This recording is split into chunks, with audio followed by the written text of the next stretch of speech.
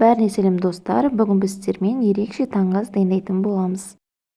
Ол үшін бізге бар жоғы 3 қана ингредиент қажет. Ең алдымен сосиски, жұмыртқа және аскөк. Аскөктің орнына ақ желке немесе тағы да басқа кез келген көк шөп түрін қоссаңыздар болады. Алдымен аскөгімізді жақсылап жуып тазалап алып, осылай ұсақ етіп турап шығамыз. Ұсақтап турап алған соң, қызып тұрған табамызға май құйып, жұқалап, осылай кесточкамен жағып шығамыз. Енді кезекте сосискемізді осылай ортасынан 2 бөлікке бөлеміз.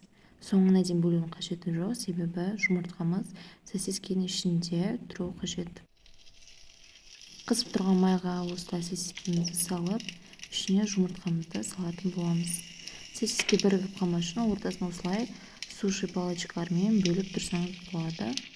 Ішіне жұмыртқамызды салып, қуыруға қалдырамыз.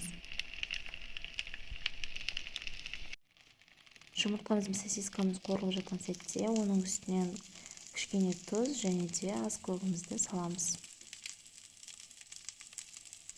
Қуырылған соң, осылайынша бір беті пісіп болған соң, екінші бетін аударып қуыруға қоямыз.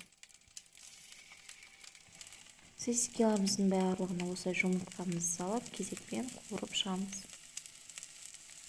Әрбір яичницаны осылай табамызға қуырып аламыз. Бірінші бетін қуырған соң, асықпай, әдемілеп, екінші бетіне аударамыз. Аударған кезде өте абай болу қажет.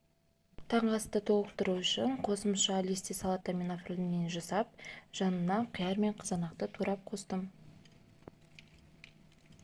Және де сәндік ретінде әрі пайдалы болғандықтан күнжіт және семена қоссаңыздар да болады. Таңғы асымыз дайын, өте жеңіл дайындалды. Сіздер де жасап көріңіздер.